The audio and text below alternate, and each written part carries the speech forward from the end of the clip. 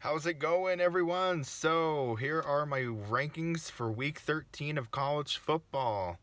So, there's a lot of changes this week. So, my number one is still Ohio State, number two is still Indiana, and number three is still Texas A&M, as all three of those teams are undefeated still. Texas A&M got lucky. They were down 27 in the third quarter and came back and won by a point and didn't even go into overtime, which is actually impressive. But yeah, those three teams are still undefeated. And then number four, I have Georgia after having a good win over a ranked Texas team, winning by 25. But it was closer than that. It was only a 4-point game at the start of the fourth quarter. So that onside kick changed everything. But I have Georgia at 4. I have Texas Tech at 5 with only one loss. But Texas Tech at 5. 6, I have Ole Miss, and that win at Oklahoma for Ole Miss looks even better now. So 6, I have Ole Miss. 7, I have BYU after getting a dominant win over a decent bowl team in TCU. They dominated them. And the reason why I have BYU at 7 is because they don't have a bad loss. They only have one loss on the road at 5 Texas Tech. And they actually have a better resume than Oregon. Oregon doesn't have any ranked wins whatsoever this year. BYU beat a top 15 Utah team. And that's the biggest difference between them. So I have BYU at 7. At 8, I have Oregon at 8. Oregon has a chance to get their best win of the season this week against a top 15 USC team. So we'll see. So Oregon at 8.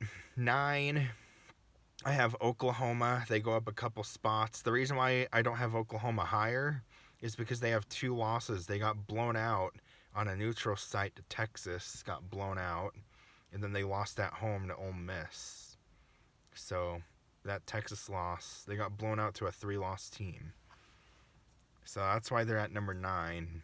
And number 10, I have Alabama. So Alabama goes down 6 spots. They still have a really good resume of wins, like winning at Georgia and beating Vanderbilt and beating Tennessee and also at Missouri, which is an underrated win.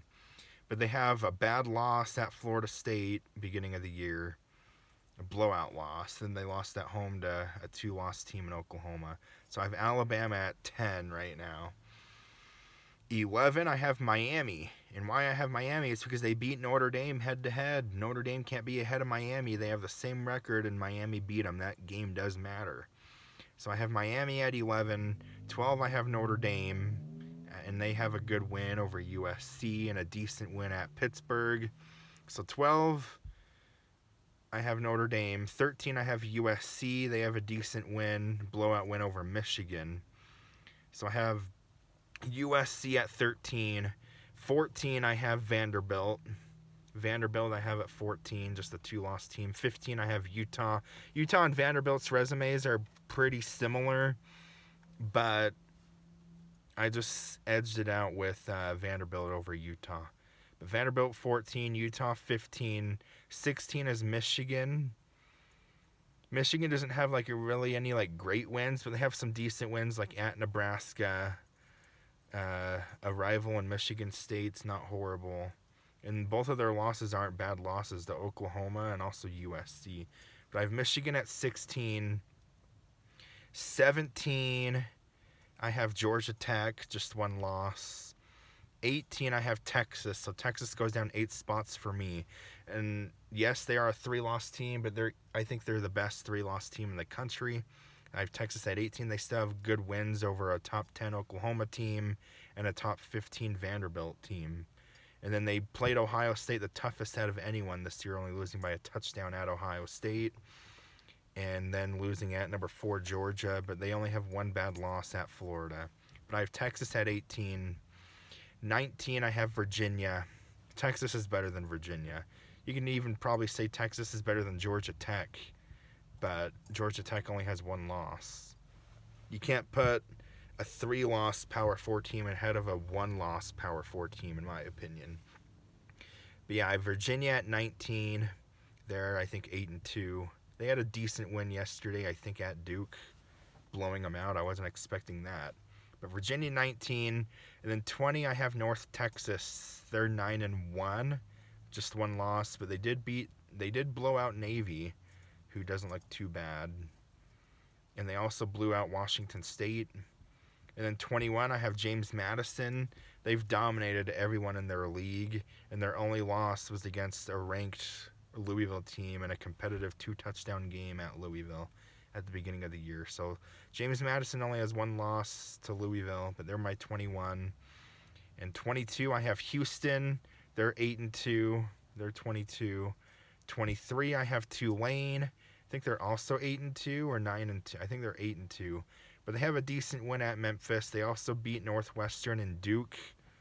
So those aren't bad wins as well. I mean, they have a good loss at number 6 Ole Miss. So, I mean, Tulane deserves to be ranked, I think, at 23.